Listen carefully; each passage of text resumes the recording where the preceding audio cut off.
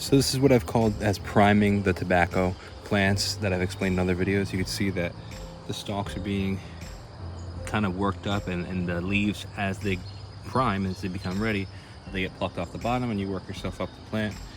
And technically these flowers, like I said, should have been topped off. I've said that in other videos, but this is a plot that I don't come to very often, so I've topped them off several times and they just keep coming back.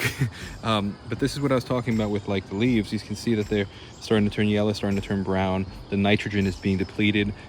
They're not this very leathery. You can see in like some of the newer growth, like very much like tomatoes and other plants, they grow suckers, and you can see that some of these are like newer growth and they have a much more leathery, very sticky, totally different consistency. These actually, I'm sorry, these are a bit more leathery. They're like a bit more tough. These are a bit more like sticky and just totally different feel.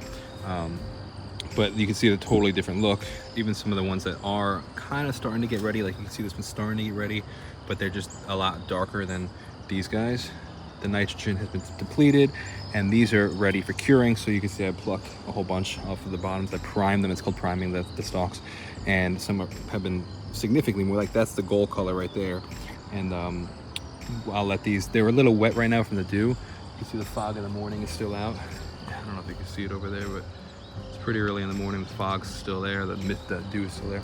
So I'm gonna let these dry out a little, and then we'll start curing them and give them a couple of weeks, and they should be ready for whatever you want to use for them. And then unless you decide to try to ferment them, but that's curing the tobacco leaves.